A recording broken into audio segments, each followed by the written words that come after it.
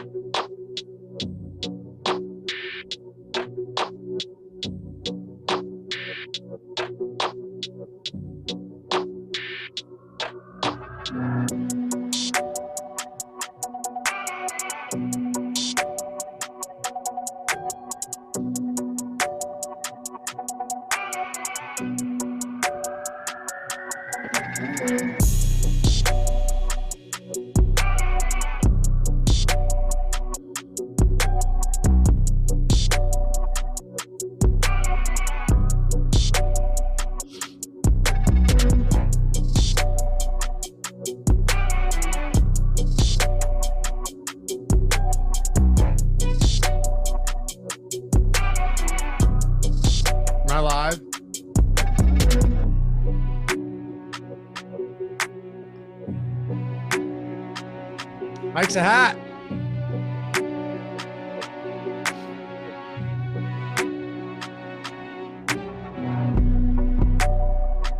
You didn't actually go through a gallon in 24 hours of milk, did you? Maybe like 28. Did you really? Yeah, but like I was hungover, so it's cheating. Yeah. Is that your hangover cure? Just a ton Yeah, of milk? it's my preferred one. Yeah. Real? Does it work? Does it help? No, I don't think anything really helps, but um, No. it. Motrin maybe? Yeah. I mean, but it's more like normally I don't get a headache and everything. Like I don't need Tylenol, but like Yeah. it's just I feel awful, and it's easier for me. Like I prefer to drink milk than water. Terry, Flyboy 420. I'm assuming that's Laffy. Come on, man. You have one job. It's not my job. My job's to host a show, pal. I don't put it on. Plus, it's not Jordan's fault either. YouTube was acting up, but we're here. God forbid we're a minute or two late. Jeepers creepers. Can't win with you guys. What's going on? Welcome to the Awesemo.com NBA strategy show presented by none other than No House Advantage. I'm Dave Loughran at Laffy_D on the Twitters. Hit your boy up. Podcast listeners, LOUGHY_D. I'm joined as always by Ship My Money DFS. He goes by the name of Adam Scherer. What's going on, bro? A little 11 game action today. Yeah, glad we're back to, well, I'd still prefer it be like a 7 or an 8 gamer, but nice to not have a 4-game slate. I at least enjoy slates where like you can have a guy do well and you're not still competing with like 10+% of the field, no matter who it is. Yeah. Tomorrow's 5 and then Friday's 7. Yeah, those are both good. Love the 7 gamers. Yeah. Nice way to close out the week for sure. Happy to have you guys with us as always. Jordan, it seems like we're good, right? Mine still says like 4 waiting and everything, but everything else looks good, right? Yeah, I mean, we're good. We're good. I just wanted to make sure on your end that everything looked cool. That's weird. It just flipped to how many were watching and how many likes we had, and then it went back to 4 waiting and 5 likes. So mine just says 4 waiting, and it's still a picture of Jason Tatum. Huh. Anyway, can you guys just let us know that we're good in chat? I just want to make sure that everyone out there can hear us, can see us. Like I see the stream live, but we're all seeing different stuff. So hit that thumbs up if you haven't done so yet. Appreciate all you guys hanging out with us on this Wednesday morning. Subscribe to the channel. Help us get to 75,000 subscribers. We're so close, so close. And if you want to join the channel, hit join down below. Get the free super chats each month, the custom emojis. We'll always prioritize your questions and comments with all of our Discord members. And you get those sweet badges. Look, so many different ones in there. The bronze, the gold, the silver. Anyone iced up? Yeah, there it is. Our boy El Negro Loco iced up with the blue 1-year badge. So yeah, if you want to join, we're happy to have you with us here. All right. Yeah, like Jordan said, refresh if you're having any trouble. Okay, it's good for me now. It shows watching. It shows. I think we're good. Nope, never mind. Right back to where it was. Yes, it's still not working for me at all. Yeah, everyone in chat saying we're good. So let's just, we're good. We're good. Let's just talk some basketball. Anyway, how'd your day go yesterday? Came close to even, which was actually a pretty nice surprise. I thought I was going to lose like 50% for most of the slate. So overall, it wasn't bad. Nice. All right. Well, we got 11 games. I say we dive right into this one. Got a couple minutes late here, so let's make it happen. We got the New York Knicks and the Charlotte Hornets first up on the docket today. So I'm just assuming that was more of a maintenance day for Julius Randle. I mean, as of now, I'm just considering him in. Yeah, I think that's reasonable. I don't really know. I think I vaguely remember seeing a quote on Twitter that Randle was day-to-day from Tibbs, but for now, I have no idea what to do with that. Yeah, he rarely misses games too, so we'll see. But I'm just, as of now, questionable. They're 7-point dogs, 226 total. Yesterday, RJ Barrett popped off for a big game. A lot of Knicks players were pretty valuable on that 4-game slate. They're facing a Charlotte team though that plays at an elevated pace, is not a particularly good defense. But if Randall's back today, I mean, what does that do for the Knicks now? It makes it so you're back to, what we've kind of gotten accustomed to with the Knicks, where Julius Randle at 9,400 is fine. RJ Barrett at 7,900 still looks good. Obviously not as good as he did last night. But point guard, small forward, 7,900 for Barrett. You're still talking about someone with around a 30% usage rate. If Randle's in, you do get a drop in the expected assist percentage, but also playing huge minutes. So if Randle's in, I think Barrett looks like the best play from the Knicks, followed by Randle. then you get, your obligatory Mitchell Robinson mention because he can absolutely destroy this front court if he's out there for enough minutes. Jordan, can you check to see if we're good on Twitch? If anybody wanted to go over there, if they can't watch. We're good on Twitch. Okay. Is it Awesemo_com still there? All right. Yeah. Link. This is a YouTube thing. This is not an Awesemo thing. This happens once in a while with live streams. It's fucked up, but it is just the way it is. So we're live on Twitch. Go over there if you want. I know it's not the preferred method for a lot of us, but it'll get us there for now. Is there anything specific to hit on with the Knicks, or should we talk a little bit more about Charlotte here on the other side? No, I mean, I think the Knicks are pretty straightforward. If Randall does sit, and obviously we'll talk about this later on shows, but if Randall does sit, then you just get a replay of yesterday where Obi Toppin is still insanely cheap and mispriced. RJ Barrett looks better. Alec Burks looks better. But assuming Randall's in for now, I think it's kind of Barrett stands out. Randall looks fine. Robinson is a tournament play as always, and then kind of don't care about the rest of this team. Okay. Yeah, that's easy enough. So let's talk about the Hornets then. 7-point favorites here. Pretty decent implied total on these guys today. Now, the weird thing about them is when you get Rozier and Bridges and LaMelo, they all kind of fall into that similar pricing tier, which makes things a little bit difficult. And it's really just, as far as a pace matchup and defense, it gets neutral, but it's a big pace down spot. Like I said, though, LaMelo 89, Miles Bridges 79, Terry Rozier 81. Right now, this is a pretty unappealing team when you've got 10 other games to choose from. Yeah, it's kind of a weird team because like looking at my projections and having them color coded, like most of this team, they're not like dark red. So like they're not, crazy overpriced, but like none of them stand out either. So it's a team where, like maybe you get to a little bit here and there, but on an 11 game slate, typically I'm not getting to a whole lot that I don't really like. LaMelo at 8,900 obviously is always in play in tournaments, but you're just going to have plenty of options in that price range, whether it's at guard or a different position. Same can be said for Bridges and Rozier. We've talked a bit about Washington recently, where his price tag on the surface seems kind of favorable, but he's barely playing any minutes at center, and all of his rates across the board drop when he's not playing center. So that's a problem. Like last game, he played about 4 minutes at center. You got 24 from Plumlee. You got about 20 from Harrell. The rest went to Washington. That's just not even close to ideal for him from a DFS standpoint. You're probably getting around 24 minutes from Plumlee. There's just not a lot that I see here outside of the occasional shots at Ball, Rozier, Bridges. Yep. Someone said it's working on the phone, not on their TV. So might be working on phone, not desktop. I don't know. Again, for those of you guys just joining right now, YouTube, I'll say it again, like 15 minutes if I need to, but YouTube issue, this is not on our end. So if you want to go to Twitch, Jordan threw the link in the chat. If you want to try it on a different device, you could do that as well.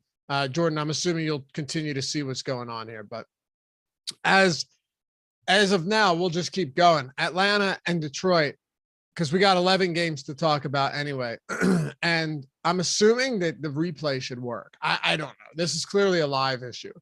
But Atlanta playing their second of a back-to-back today, Adam. The spread on this game, they're 5-point favorites, 226 total. Everybody for Atlanta looks to be good to go outside of, obviously John Collins. But Bogdanovich played yesterday. He was questionable. Played 34 minutes against the Knicks in that game. And everybody's here. So you've got a healthy team, and you also have an 11-game slate where you've got a lot of high-priced players to choose from. Of course, Luka has already been ruled out against Houston, so that takes one out of the mix. But you've got DeJounte Murray against Portland. You have KD against Memphis, Joel Embiid against the Lakers, LeBron against Philly, which I'll tell you why later. That's actually a really good matchup for him. And then you've got Trae Young coming in here against the Pistons in another pretty good spot. Yeah, assuming that everybody from Atlanta that played yesterday plays today. I mean, it is a back-to-back. It is a 3 and 4, so there's always some chance that you get somebody ruled out. But assuming they're in, the way I see it is that Trae Young looks very good at 10-4. We know that his production goes up without John Collins. It's another pretty good matchup against Detroit. So he looks like the best option to me from this team.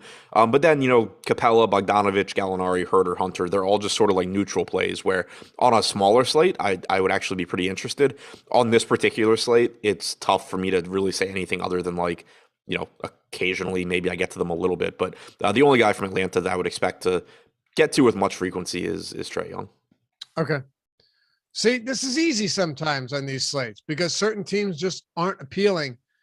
These slates are so much easier to talk about. They really are. They are. And it's not even that anyone's intentionally just trying to get in and get out. You're not gonna sit there for 20 minutes and talk about why Kevin Herter could be a good play on an 11. Right. Like I'm pretty sure anybody watching the show on March 23rd of an NBA season is aware that Clint Capella at 6,500 can have a good game. But when you have 11 games on the slate, you're also not doing anybody a service if you just dive into like, oh, well, Clint Capella could have a good game. And the reason is because sometimes he gets a lot of rebounds and scores a lot of points. Like it's a lot. I think it makes it a lot easier to take information from a show if you do kind of gloss over that stuff and just, have an understanding that like, yeah, he's fine, but there's a million good plays on this slate. So with that in mind, I think you could probably say something very similar about the Detroit Pistons on the other side of this game. Yeah, I think so too. Cade Cunningham should play a lot of minutes. He has shooting guard, small forward eligibility, but his price tag's also up to $8,700. You have Jeremy Grant back. He's $7,300, Bay's $7,400. Like, there's not much from the Pistons that stands out. Not to say you can't have a little bit of Cunningham or Grant or Bay or whatever, but there's just not much that I'm looking at and saying, there's 11 games today. I'm really looking forward to having Jeremy Grant in my lineups. Easy enough for me, man. Sacramento and Indy. Maybe we can get into the weeds a little bit with this one, especially given some of the injury news, right? Because I'm really enjoying what Sacramento is doing. In what sense? In the sense that I mocked the hell out of them for trading for Sabonis because they were in quote win now mode, and then like 2 weeks later they are actively tanking and saying that Sabonis and Fox are probably done for the season. Yeah, I love how, and you have to love too how they're like, yeah, Sabonis escaped a very serious injury here. So if it's you, right, with your conspiratorial line of thinking here, Adam, you're saying that, because there were some worries, and then I saw all these headlines like Sabonis escaped a serious knee injury. You think this is all just smoke and mirrors, huh? Yeah, and to be fair, I didn't pay a lot of attention to the injury, so like I would feel like a dick if De'Aaron Fox and Domantas Sabonis are both simultaneously seriously injured and out for the year. That would really suck for the Kings. And then they miss like half of next season. Right, yeah. If that's the case, I'm sorry. That really sucks for the Kings. Horrible timing. I don't buy it, but yeah. All right, well, De'Aaron Fox is not expected to play. He's not officially out yet, unless he is, and I missed it this morning. But I think he's just basically he's listed as doubtful. But yeah. One of the Kings beat writers tweeted yesterday that it's very likely we do not see either of them right. the rest of the season. Right. Exactly. And we already, which again goes back to my point of we have a beat writer saying we're probably not going to see these guys the rest of the year, and you have the Kings pretending, like basically saying, well, he's not actually that hurt. Right. Doubtful. Right. We'll reevaluate Sabonis in a week. Right. But this is going to just open a lot up. Damian, and this is again why like Atlanta and Detroit don't need a lot of talking about. That doesn't mean that we're not going to talk about guys that we think might be low owned and good contrarian options, but you don't have to dig into all of that stuff. And it's not like we're only going to hit on the teams that have 30% ownership on everyone either. But this is an important one. Just across the board, this game is good. The Kings are 6-point dogs, but it's a 236.5 total. And wait till we get to, Tyrese Halliburton's questionable as well on the other side of this one. That team's got nothing to play for either. So who knows what they do there. But if we kick it off with Sacramento, you're talking Davion Mitchell. You're talking about Damian Jones, Harrison Barnes, even someone like Metu. Like all of these guys are viable today, and several of them in the front court specifically, where you love getting value, are close to minimum salary. Yeah, I mean, this team really stands out because, for one, it's a good matchup against Indiana, 115 implied total for Sacramento. But then, two, you're just taking both of your like dominant players off the floor at the same time. We don't have much of a sample this year of Sabonis, Fox, and Halliburton all being off the floor for Sacramento. But in 337 minutes without them for Davion Mitchell, he's at a fantasy point per minute, 24.5% usage rate, 29.3% assist percentage. Kind of an example of, in a lot of cases with, especially with guards, it's like a reminder of just how good everybody in the NBA is, or 99% of the people in the NBA are, because, Mitchell's just somebody that normally you're like, oh yeah, he's not really a high usage guy. He doesn't do a ton, he plays really good defense, whatever. And then you just take guys off the floor and it's like, oh, he's a 25% usage rate guy that produces at, fantasy point per minute. So it makes him look really good, even at the somewhat elevated $5,200 price tag. Damian Jones in 204 minutes, 1.03 DraftKings points per minute. Barnes is at 0.98 in 131 minutes. You're going to get increased run, or you would expect to get increased run at least, for some combination of DiVincenzo, Holiday, potentially Lamb. So I think Mitchell is clearly a priority. I think Damian Jones is clearly a priority. And then it's kind of just mixing and matching DiVincenzo, Barnes, Lyles, Metu, Holiday, Lamb, sort of just throwing darts across the board there. If you're running like a Wowie query here, are you just taking Sabonis, Fox, and Halliburton off? So I did, just to see how many minutes we had. And Mitchell leads the way with 337 this year. If I don't adjust for Halliburton and just take off Fox and Sabonis, then obviously you get a larger sample size because Sabonis wasn't even on the team most of the year. But if you do that, you're talking about 0.82 DraftKings points per minute for Mitchell. But you have to keep in mind that that's with Tyrese Halliburton out there for like 2/3 of those minutes. Yeah. Mitchell's I think 1 fantasy point per minute, and 337 minutes isn't a horrible sample. No, either. I mean, it gives you an idea, at least directionally, of what's going on. Because the pretty crazy thing with Mitchell, and it's easily explanatory or easily explained. Like, if you take Halliburton off the floor as well, you're talking about 337 minutes with that 24.5% usage rate, and I think I said 29% assist percentage. Yeah, if you ignore Halliburton, you get up to 907 minutes from Mitchell. Usage rate goes to 21.2%, assist percentage goes to 21.2%. But then you look, and Halliburton has a 39.2% assist percentage. So yeah, it's pretty obvious what's going on there. Mitchell's just a fantastic play today. I mean, he played 41 minutes in regulation last game. He's going to continue to play big minutes. He's a young guy. Why not get him ample run if you're going to tank against Indy? He might not be minimum salary, but 5,200 still seems not only reasonable, but underpriced given his role right now. Yeah. And go ahead. To your point, like, that's the kind of guy the Kings should be wanting to play now too. Right. One, he's their best option. Like, if they were still delusional and trying to win games, he's their best option. And two, even if not, like, they should want Davion Mitchell playing. I mean, this is the best. Is this the best team on the slate right now? That we've talked about so far, for sure. Yeah. Indy. Oh yeah. Not even a question. Indiana, not so much. But really, this comes down to whether or not Halliburton is out, right? Because if Halliburton sits, don't you think we could actually look to some $7,800 Brogdon and feel pretty good about that against a Sacramento Kings team that plays at an elevated pace, is missing most, their good players, doesn't have a superior defense by any stretch? Like, Brogdon could become a pretty solid option here if Halliburton is out. Yeah, and I mean, I don't mind him if Halliburton's in. I think that it's a case where, like, if Halliburton is in, Brogdon's, a pretty solid tournament play, second tier type guy where he's not going to get a ton of ownership. You're probably not going to get a ton of exposure to him individually, but it's the kind of guy that you can mix into a lineup where you want a contrarian piece or two.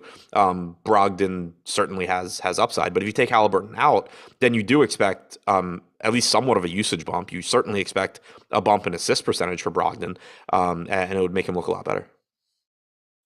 You would certainly think so. I mean, if you were to take Halliburton off, you have no Sabonis anymore. Who else do you look? Buddy Hield's not someone that you're really too worried about taking away facilitating opportunities or anything like that. I'm looking now to see what we have from Brogdon without Sabonis, LeVert, or Halliburton this year. Yeah, so 225 minutes, 1.33 DraftKings points per minute. And what's his usage? 30.7. 31. Yeah, 31%. Pretty solid. Yeah, it's not bad. But aside from that, there's nothing really that looks great here. No, I don't think so. I mean, it's still likely to be a high scoring game. So it's another game where it's like, if Halliburton's in, you could certainly get him here and there. Same goes for Hield, Jackson, Brissett, whatever you want to do. But they're pretty much correctly priced or even a little bit overpriced. I think with the exception of Brogdon. I think Brogdon is more so like correctly priced, shaded a little bit underpriced if Halliburton's in, and pretty clearly underpriced if Halliburton's out. Jordan, YouTube's back. We're good. We're up and running. Yes, I see myself now. Okay, good stuff.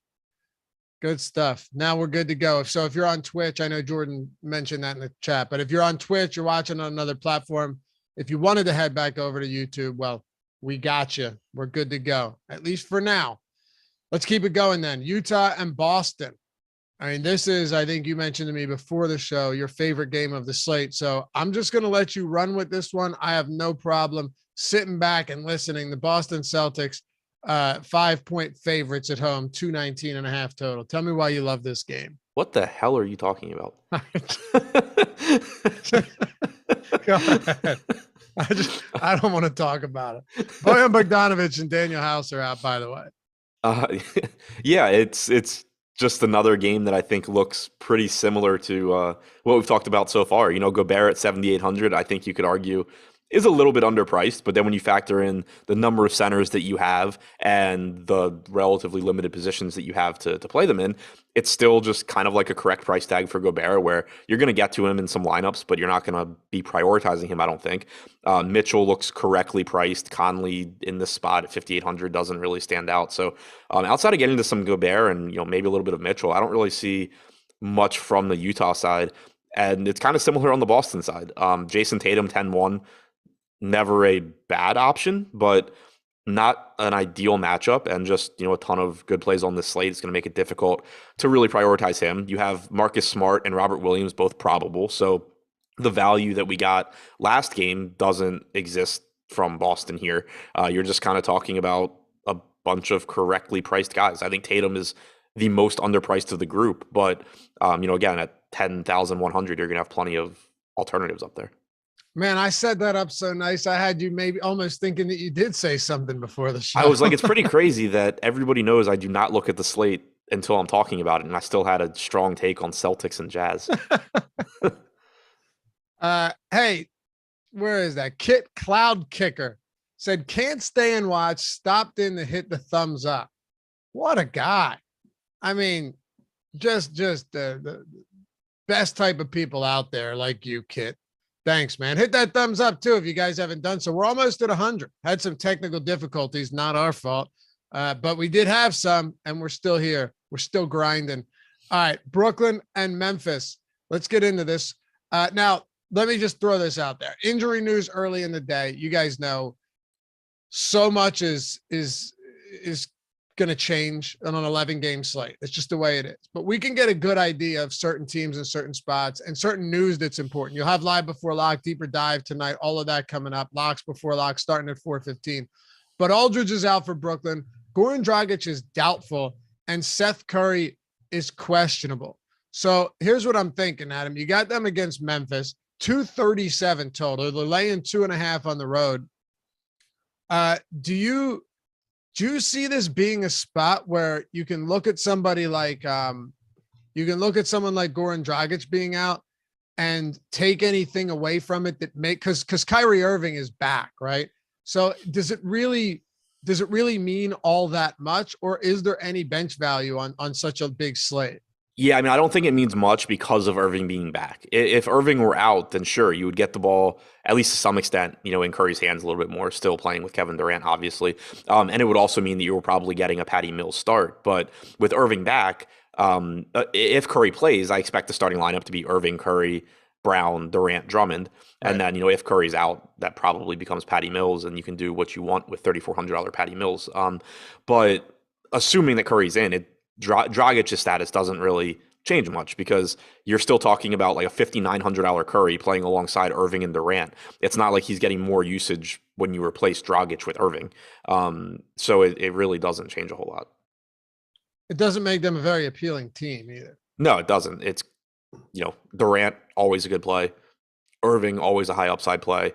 If you want to take some shots on $5,700 Drummond and hope that you get the game where he plays, 24 to 26 minutes, that's fine. But, I don't think that I don't think that's like a much more appealing spot than other similar spots. For example, Mitchell Robinson for $200 less facing Charlotte, kind of the same play to me, except I think more likely to play more minutes. So, it's another team where, like, I think the guys at the top, Durant and Irving, look fine as they always do. But beyond that, I don't really see much.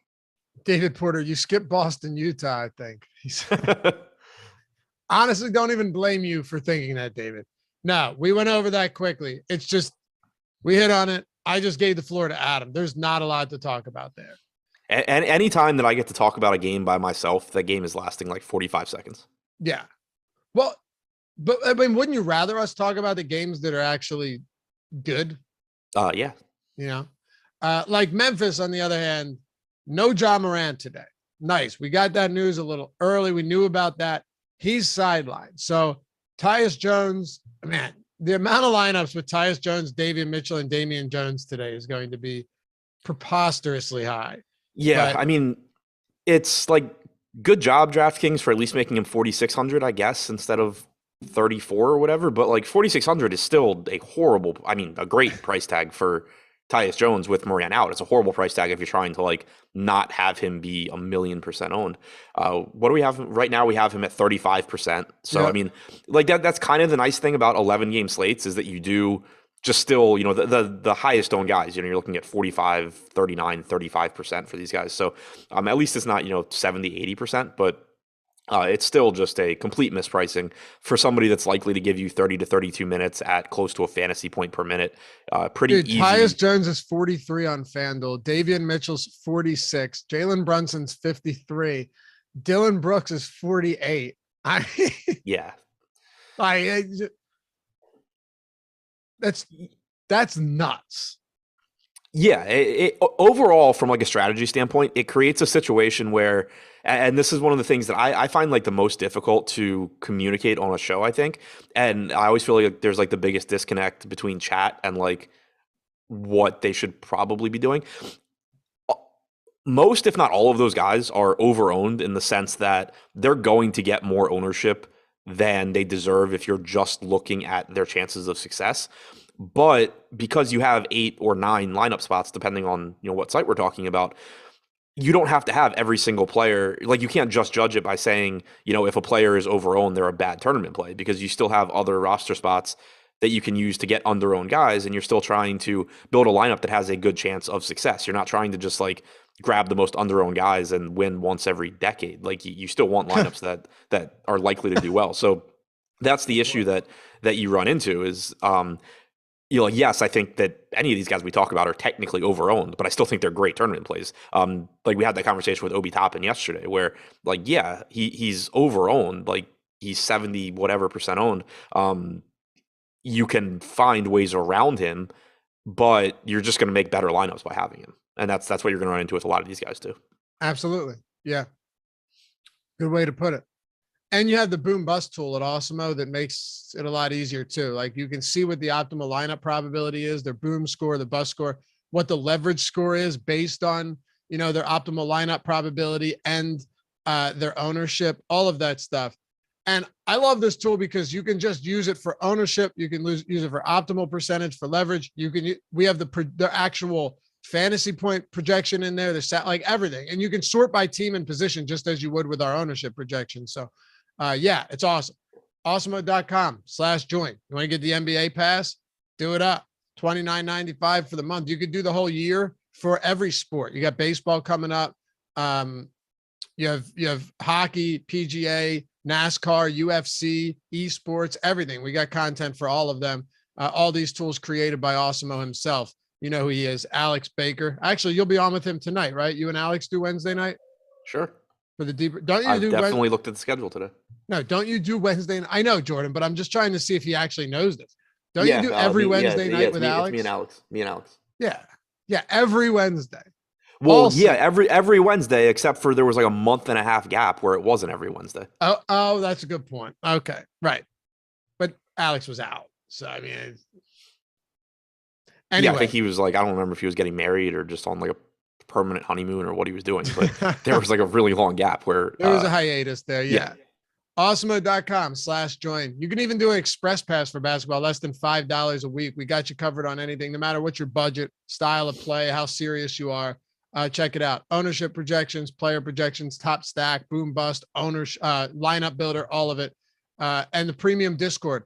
Check out the Discord if you're going to get in, and use the office hours where you got the pros that are at Awesemo answering your questions and helping you better your game as well. So awesemo.com/join. Hopefully we'll see you over there. All right.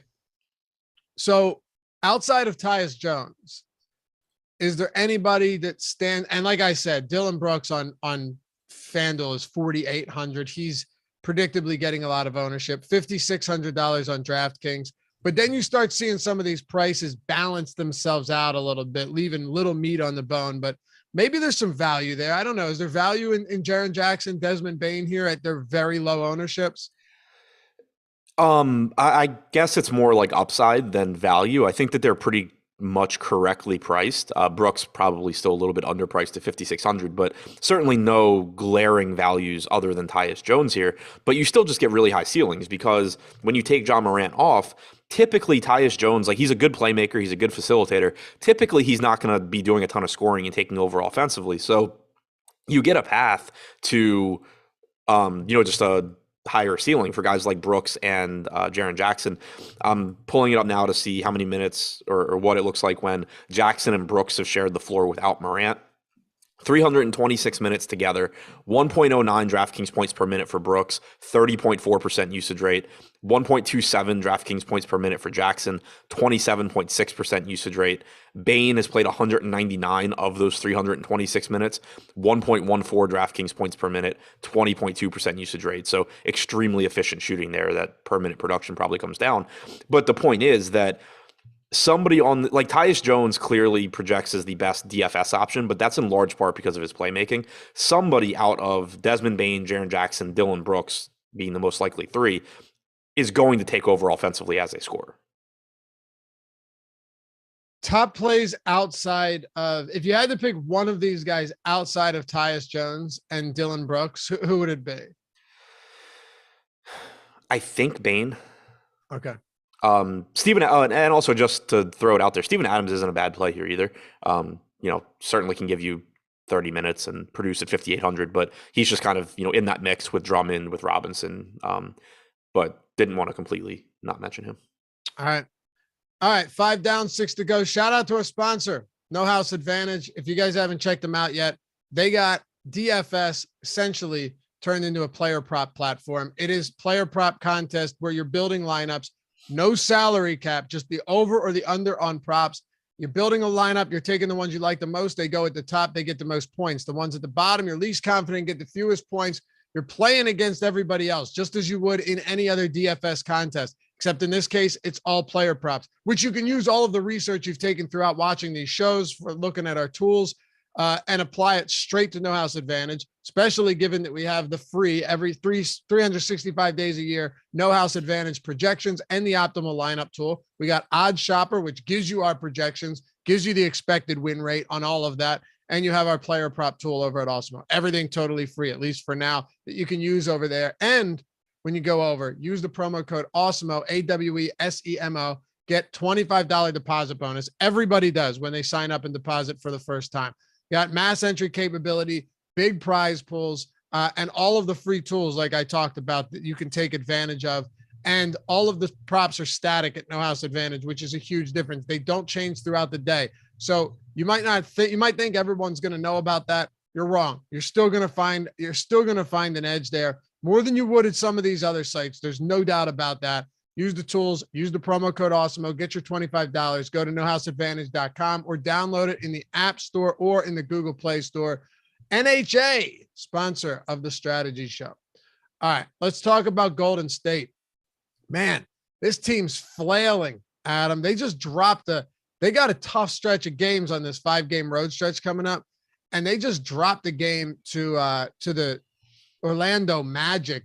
They produced 90 points there. Jordan Poole was dismal from the field. Klay Thompson just decided he didn't feel like being there.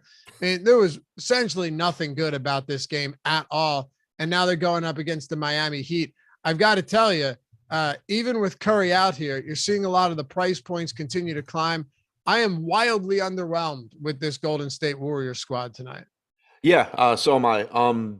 Have we gotten confirmation on Thompson? I thought last I had seen was that they hadn't decided if he was going to play today. I haven't seen anything. No, I was saying he decided he wasn't going to play last Yeah, night. no, I know. I know. I was just asking if we had. I haven't seen anything yet. Here's my guess. My guess is he does play, and I'll tell you why. And this is just kind of shooting from the hip here.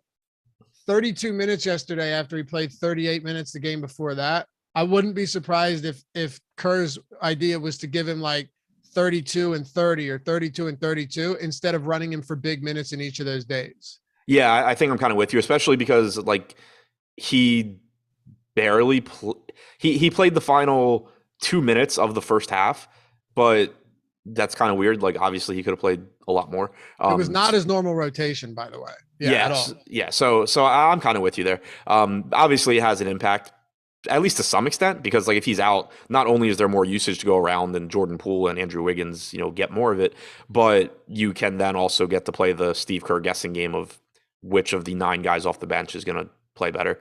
But if Thompson is in, 8,100 against Miami, like sure, you can get there. He certainly has a ceiling. Same can be said for Jordan Poole at 7,600, but this is still a tough matchup. It's still a slate where you have so many options. Like again, if this were a 4-game slate like last night, I would still be pretty interested in Jordan Poole and Klay Thompson, despite the matchup. But given the matchup, given the slate size, I think it just kind of looks like secondary options here. The one piece that looks like they are probably underpriced, Kuminga at 4,100, if people sit. Like Porter, I think is probably pretty likely not to play today. And then if Thompson sits, you could certainly get plenty of playing time from a $4,100 Kuminga. I'll give you something crazy here. Warriors have the lowest implied total on the slate by over 4 points. That's pretty nuts. Yeah. They're just not very appealing. They're not very appealing. And somebody said Klay is overrated, but doesn't even know how to spell Klay's name. So I think it's fair to say that I at least understand how little respect you give him. Yeah, you must hate the guy. Yeah, Klay's pretty good. Plus, he's returning from like a 9-year knee injury. Yeah, and I think Klay has actually like always been underrated because he plays next to Curry. He's a spectacular player. It's funny. Who was the one guy that who was the one guy that like the whole league was upset about that didn't get into the all-time 75? It was Klay Thompson. People talked about that for like months. You remember that? Yep. Yeah. I mean, I didn't until you mentioned it, but now I do. Yeah. But that means well, of course you remember because I mentioned it and you recollected. Look, I knew it happened. I just. Right. I wasn't asking if you were thinking about it before I said it. I was like, if I had to guess, like outside of, I mean, obviously I would have gotten it right because we were just talking about Klay Thompson, but like if you had said at the start of the show, what player was everyone upset? Didn't get into the, okay. I would have been like, I have no idea. I had to refresh your memory a little bit. All right. So Miami, we're waiting on Butler. I think he's going to play, but you have like Butler, Oladipo, Caleb Martin. They're all questionable. Gabe Vincent's out. If we just assume all of them are in, is there any like Bam, I guess, is sub 8K? That looks pretty decent. Yeah, if they're all in, Butler and Bam look okay. Still not like priorities, more so like Malcolm Brogdon looks for Indiana if Halliburton is in. Just, reasonably priced, maybe a little bit underpriced. I guess the obligatory PJ Tucker is $3,300 and probably playing 26 to 28 minutes mentioned, but it's also PJ Tucker and we aren't really short on value on this slate. But yeah, if those guys are in, nothing really stands out. If you take Butler out, we kind of know at this point that Adebayo's rates go up. Hero and Lowry look a bit better. But assuming they're in, nothing really stands out to me from Miami. All right. Couple easy games to get through for sure. Phoenix and Minnesota. So the Phoenix Suns are, what's the spread? 1.5 point favorites, 236 total. You're still without Cameron Johnson here. So let's go ahead and break this one down, starting with Phoenix, and then we'll get to the Timberwolves. Is this going to be one of those days where you just want to get to the LeBrons and you want to get to the, I don't think so though. I mean, I'm looking at Embiid. I think that's a fine price against the Lakers, but I still think there's a little bit of room to get to some of these 9K guys like Devin Booker today against the Timberwolves in a very high total game. Yeah, I agree with you. 6 games for Booker now without Chris Paul and with Cameron Payne. 1.45 DraftKings points per minute, 30.1% usage rate, 29% assist percentage. Not a bad matchup here against Minnesota. I assume he'll draw some Patrick Beverley if that's something that concerns you. But for me personally, individual defense isn't something I care about all that much. 9,300, I think, is just still underpriced on Booker, especially in a game that is likely to be high scoring. The rest of this team is more so just like correctly priced, where I'll still get to some Ayton, some Payne, maybe some Bridges, but nothing really standing out to me beyond Booker. Okay. Yeah, there's nothing else there. And, all of these prices have really just adjusted to the point where you're not going to find a lot. Beverly defensively, he can make life tough. He can make life difficult on you, Adam, but that's not. Yeah, it's just one of those, like, I feel like Beverly's one of those guys where if, like, coincidentally somebody he's playing has a bad game, then you see like the 3 highlights where Patrick Beverley made a good defensive play, and it's just like, oh, well, that's why you don't play guys against Patrick Beverley. And then in the games where they just the opposing player just has a normal game, just nobody thinks about it or mentions it. It's a good point. Definitely a good point. Didn't never mind. I thought that Westbrook's big game came against it recently, but it didn't. I'm not sure. I know Luka's bad game came against them. It did. And yeah, you definitely heard about Beverly there for sure. But like, I still remember it from earlier this year. It was like Memphis and Minnesota, and me and whoever I was doing the show with, like John Morant, and people were like talking about Patrick Beverley. And then Morant has a bad game, and people are like, oh, see, told you. And you go back, Morant shot like, 3 for 15 from 3 or something. And it's just like, oh, okay, I don't think a lot of that had to do with Beverly. Right. Yeah, DeJounte Murray just dropped 30 against Minnesota last week. So, like you're saying, no one will ever mention the games where Beverly's out there guarding a player and he gets cooked. It's only the ones where the player gets shut down. Right, and it's not even like he has to get cooked. Like, it's one individual player defensively over the course of a game with like how fast the NBA plays now and all of that, especially a regular season game, is not going to have that much of an impact from a DFS standpoint. Right. And if you can tell, and the thing for me though, is if you can tell me, as prolific a shooter as Booker or any of these guys are still going to, get off the same shot volume as always, that's what I care about. For me, it's, our team's forcing and it's a lot of times you can't predict this is going to happen, but our team's forcing the ball out of a player's hand to go elsewhere. That's what I don't like. If they're still shooting, just I'll be okay with the volume in the minutes. Yeah, and that's a good point too, because I remember, I'm sure you remember Kawhi Island, but that was one where it wasn't that they froze him out is what they were calling it, right? Right. Yeah. So yeah, it wasn't a matter of like Kawhi is shutting this guy down and you can't play him. It's that the team is voluntarily making this guy stand out of bounds so that Kawhi doesn't play defense. And obviously in that case, you're not getting many shots up. Right. That was a lot different. That was a lot different. I don't even know if we have any scenarios like that anymore. Not that I can really think of, at least in the regular season. It sounds like a good thing to do if you have an elite defender against a team that really only has one guy that they can rely on. Yeah, you're just playing 4-on-4 without their best player. Right, exactly. Yeah. All right. Talk to me about Minnesota. Is Beverly priced at a decent enough spot where you want to get there? I don't know. Edwards, Towns, and D'Angelo Russell. All of these guys are just very blah today going into this one, especially at their price points. Yeah, it's what we normally see when Minnesota is healthy. And I mean, Towns is questionable for what it's worth. I don't think it's likely he sits, but if he did, that would open some stuff up. But I'm assuming he's in. Towns, Russell, Edwards, Beverly, I think they all look just pretty good at their price tags. You get to them here and there, you don't prioritize them, and you kind of just move on. If Towns is out, then you get bumps in usage for Russell and Edwards. You get Naz Reid looking like another phenomenal value at 3,800. But again, assuming Towns plays, so kind of just a team with it's another team where they have 3 or 4 fine neutral plays and nothing that really stands out. So I'm going to go back on where I was yesterday, kind of revisit this with you as we move over to Orlando and Oklahoma City and ask, could this actually be the Cole Anthony game? You have no Jalen Suggs. You have no Markelle Fultz. You have a matchup against the Oklahoma City Thunder. A low total, 220.5, but Orlando laying 1.5 on the road should be, when I say competitive, I use the term loosely, in that it should not be a game that gets insanely out of control. And Carter Jr. is also questionable. I mean, maybe this ends up being the Cole Anthony game, Adam. Yeah, I mean, it's possible. The concern that I have mostly is still just the playing time. I mean, you got another 29 minutes yesterday. He also had an 18.3% usage rate. That goes with what you were saying, that you've just seen a decrease in usage recently from him.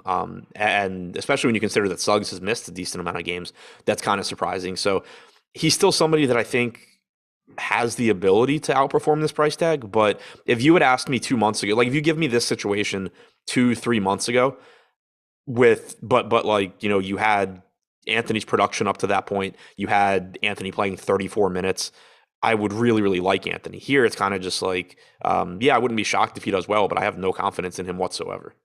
Yeah. If Carter's out, then that should benefit his usage as well.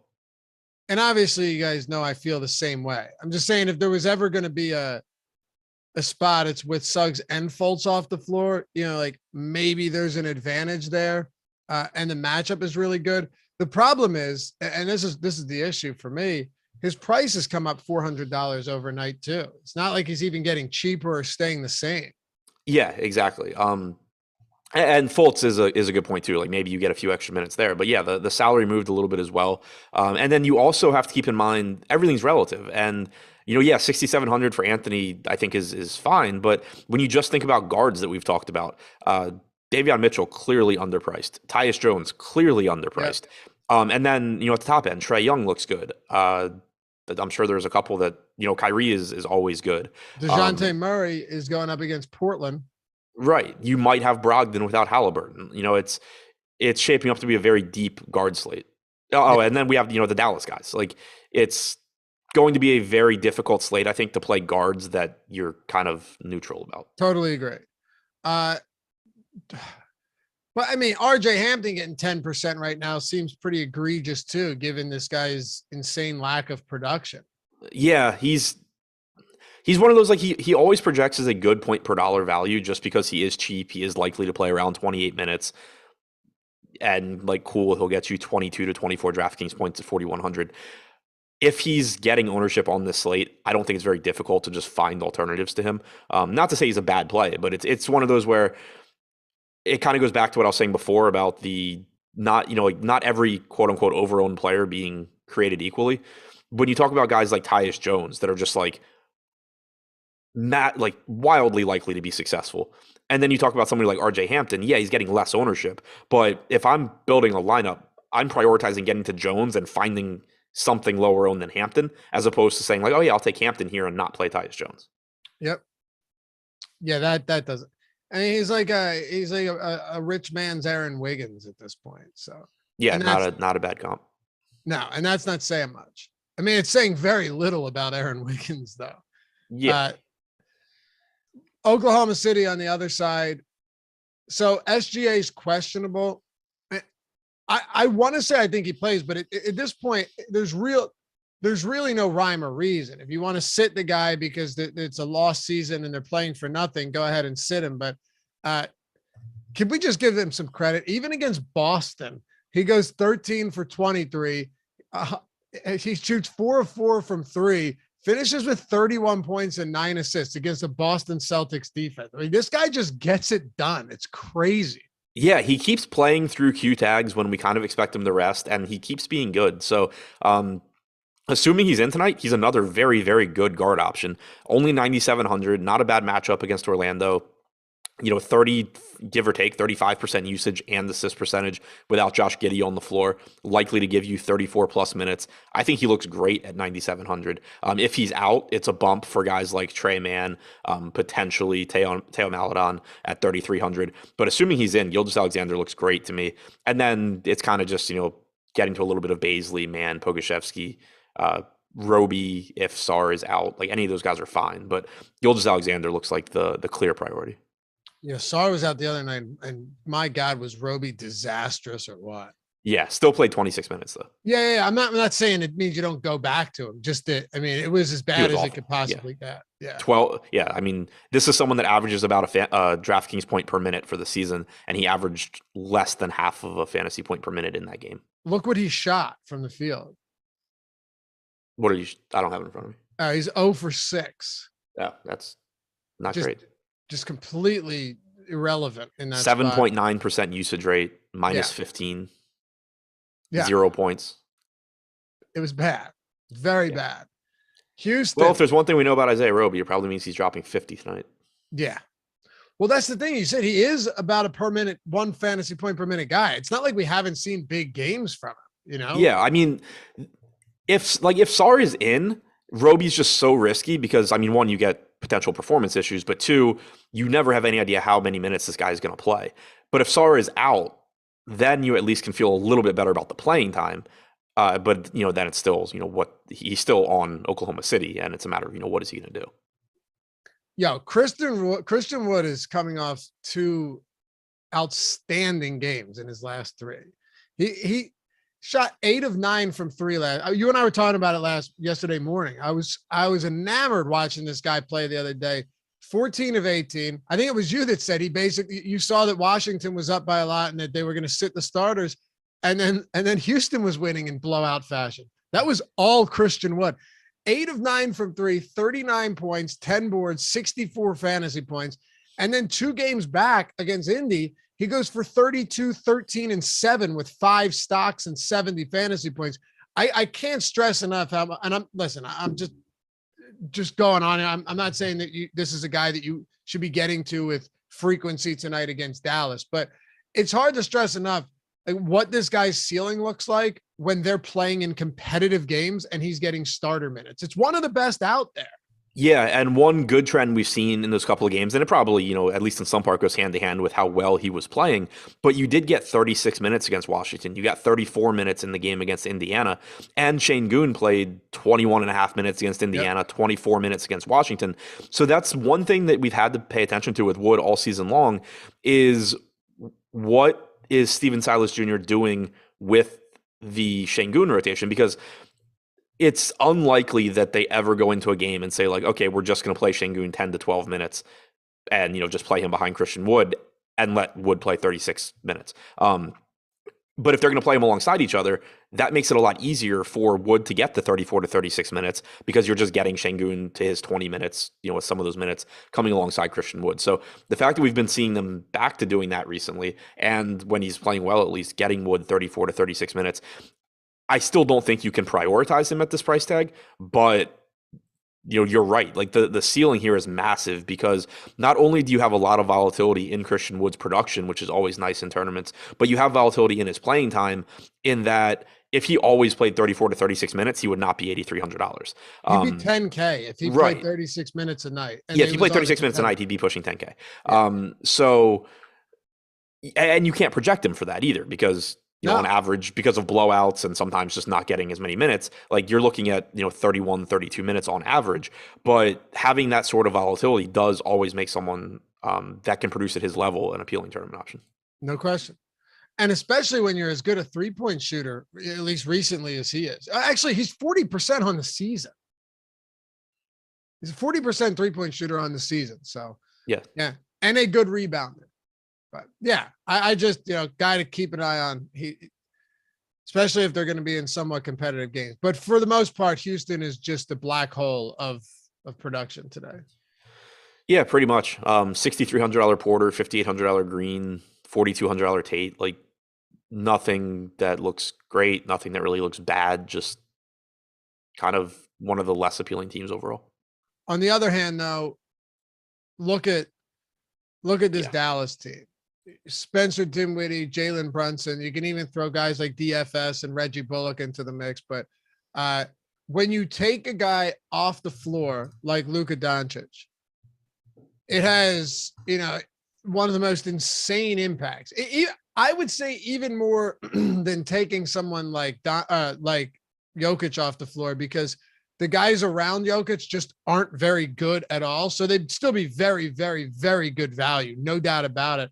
But, Dinwiddie and Brunson are guys that can also light it up. So you're taking 37% usage, 45% assist rate, 14% rebound rate, and voiding that across the 36 minutes per night that he's playing. It just opens everything up, and they're facing the fastest paced team and worst defense in the league. Yeah, great matchup. And like you said, it's not that you're just opening up usage or just opening up assists. You're just opening up everything for this team. And so Brunson and Dinwiddie have played 129 minutes alongside each other without Luka this year. Dinwiddie's averaged 1.32 DraftKings points per minute on 30.5% usage, 30.5% assist percentage. Brunson's at 1.03 DraftKings points per minute, 26% usage, 25% assist percentage. I also expect that they'll have their minutes staggered. So you're probably getting a third, like 30 to 35% of each guy's minutes without the other one on the floor. Overall this year, without Luka and Porzingis out there, Brunson's at 1.14 DraftKings points per minute. Dinwiddie's at 1.35. It obviously makes both of those guys look very good. But then it also, opens the door for potentially more rebounding opportunities for Dwight Powell at 4,800. More production maybe for Reggie Bullock at 4,200. Finney Smith at 5,400, doesn't look bad. So I think obviously the priorities are Dinwiddie and Brunson, but 0.85 DraftKings points per minute for Finney Smith, 0.68 for Bullock without Luka and Porzingis. Obviously not very good there, but probably playing a lot of minutes. Dwight Powell's at 0.84 DraftKings points per minute with a 14.2% rebounding percentage without those guys on the floor. Maxi's at 0.87 DraftKings points per minute. This team looks phenomenal. Are you sticking with 3 max on this team? Yeah. I don't. Yeah. I think just a lot of this usage is going to be concentrated towards Dinwiddie and Brunson. So yeah, I mean, it's the slate size too. Like whoever the fourth guy is, he can have a good point per dollar game, but like to win a tournament, you need all of the spots to do well usually. And there's already we already know there's good value on this slate.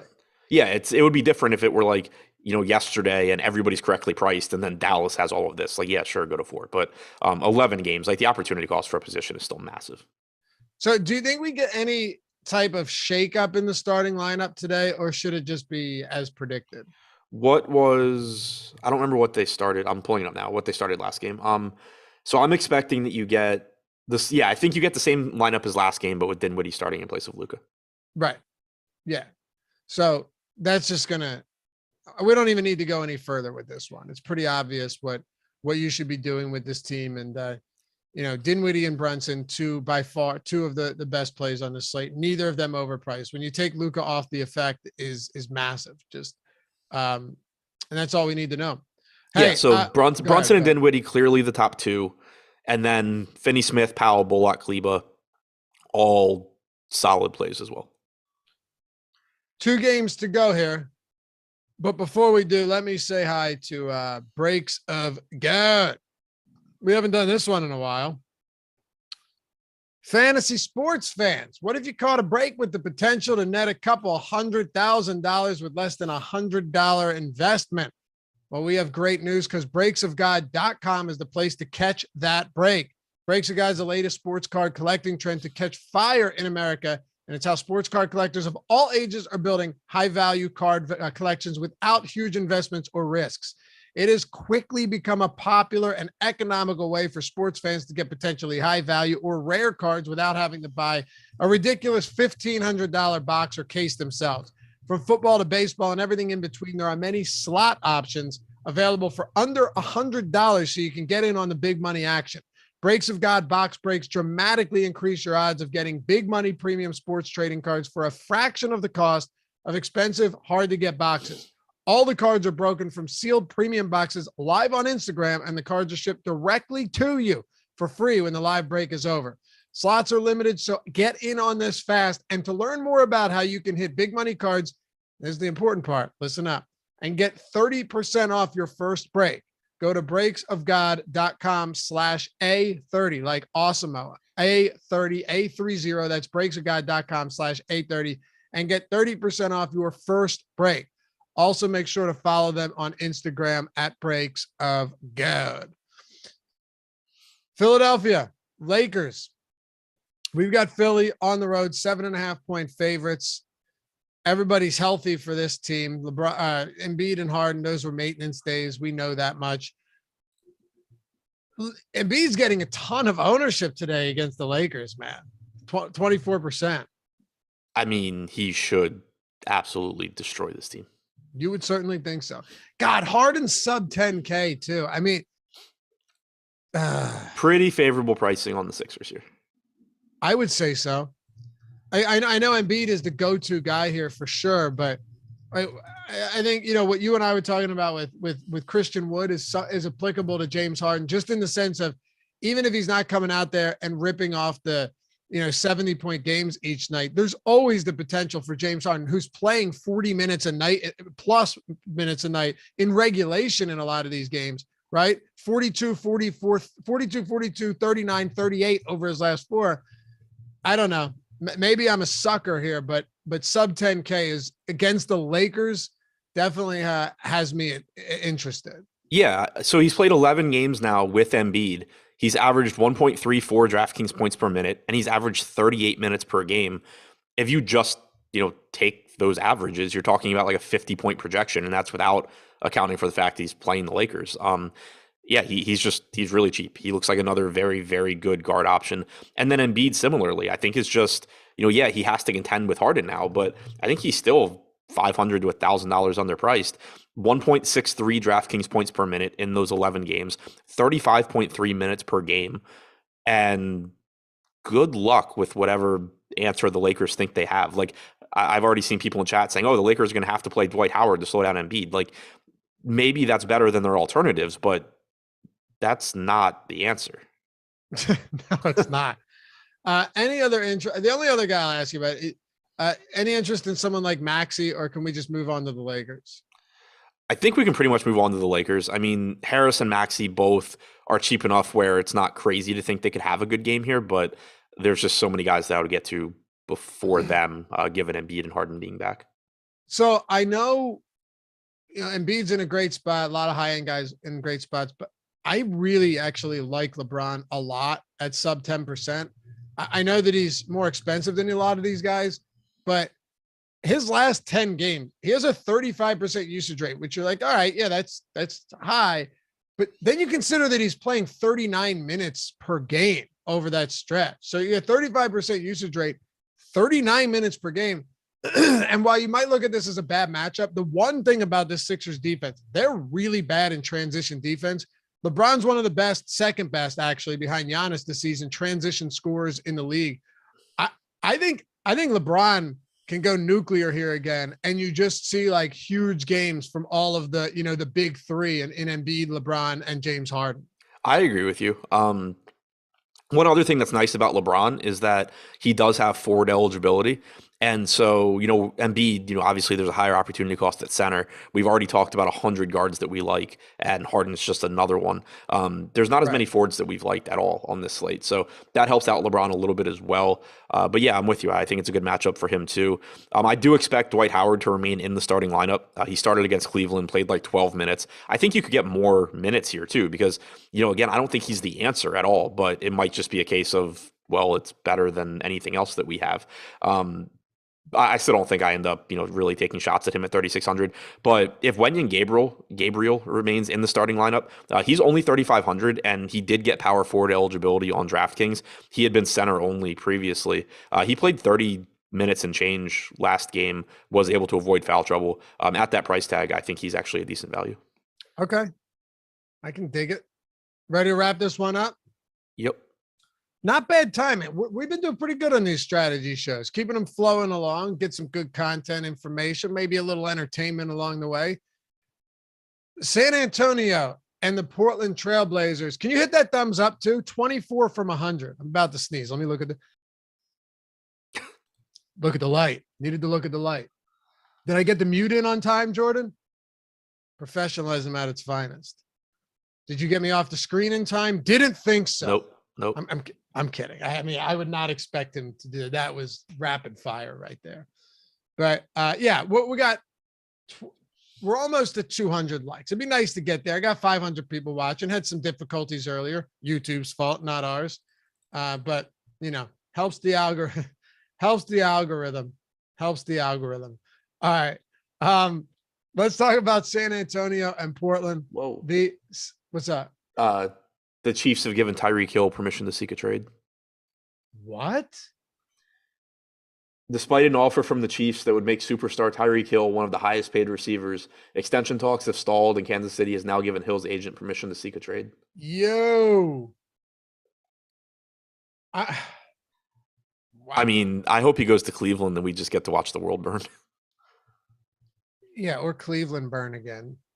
Well, yeah, that has happened. Something bad will happen.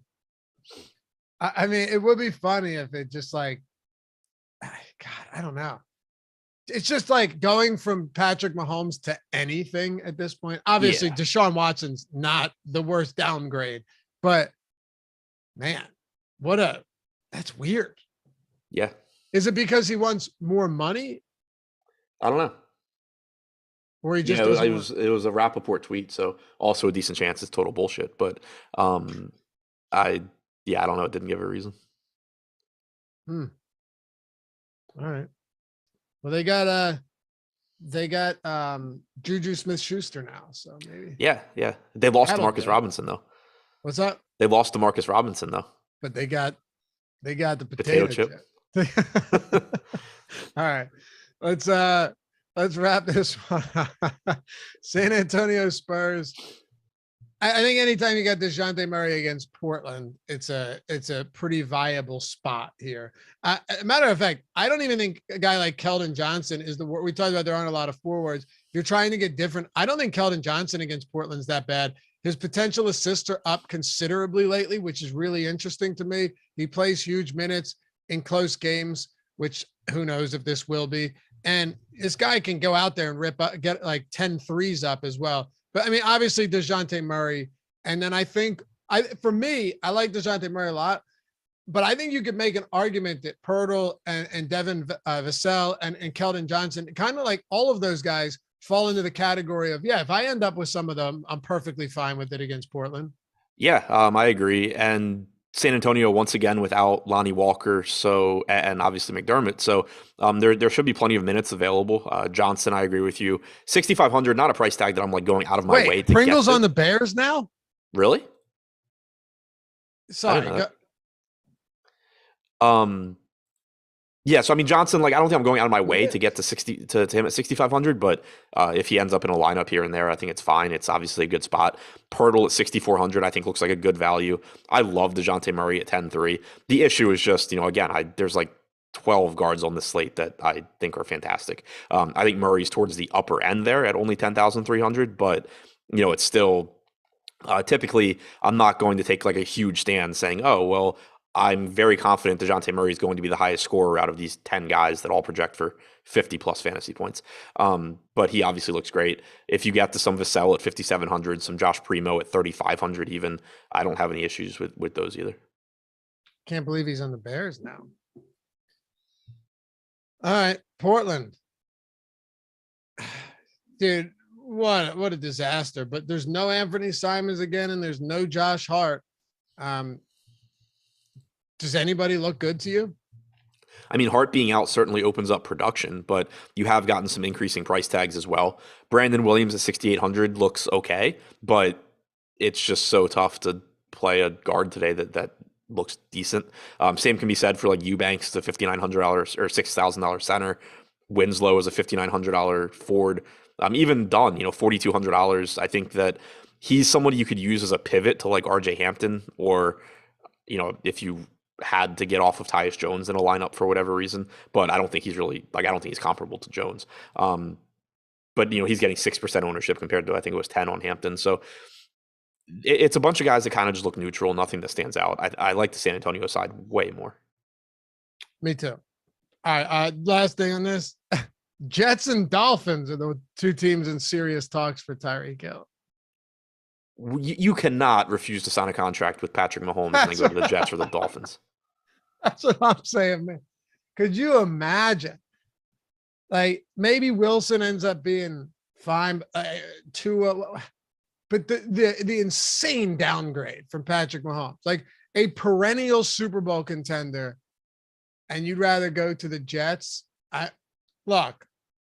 I'm not making the decisions. I don't know what else goes on behind the scenes. I mean, I would rather go to New York City or Miami than Kansas City. I haven't been to Kansas City. I've heard good things. I still feel pretty confident in saying that.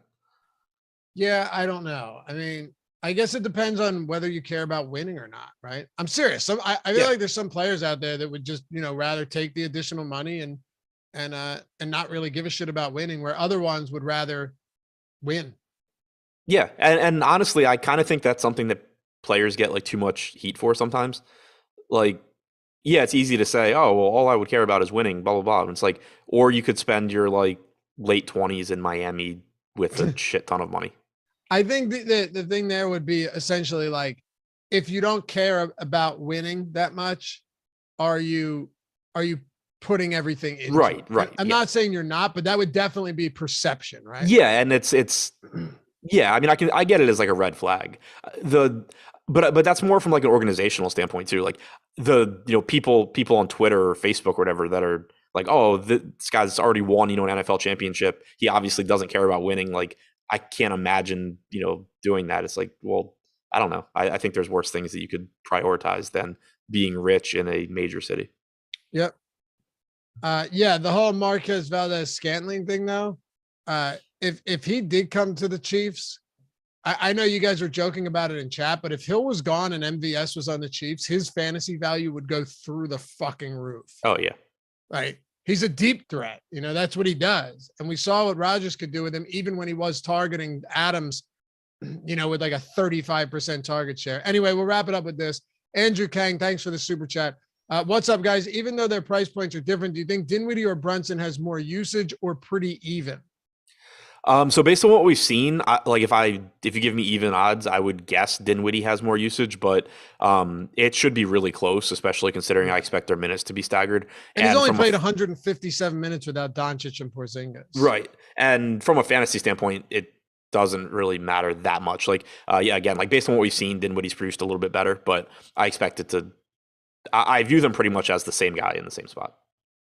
Appreciate you guys. By the way, 6 likes to 100. If you forgot, atone for your sins. Get us there. Much appreciated. Subscribe to the channel and follow Adam at Ship My Money DFS. Me at Laffy_D. Fun show as always. We'll catch you back here. Shout out to our wonderful producer, Jordan Klein.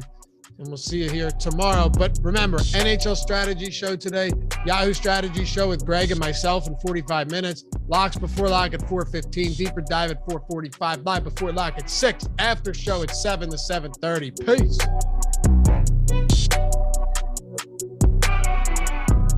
If he really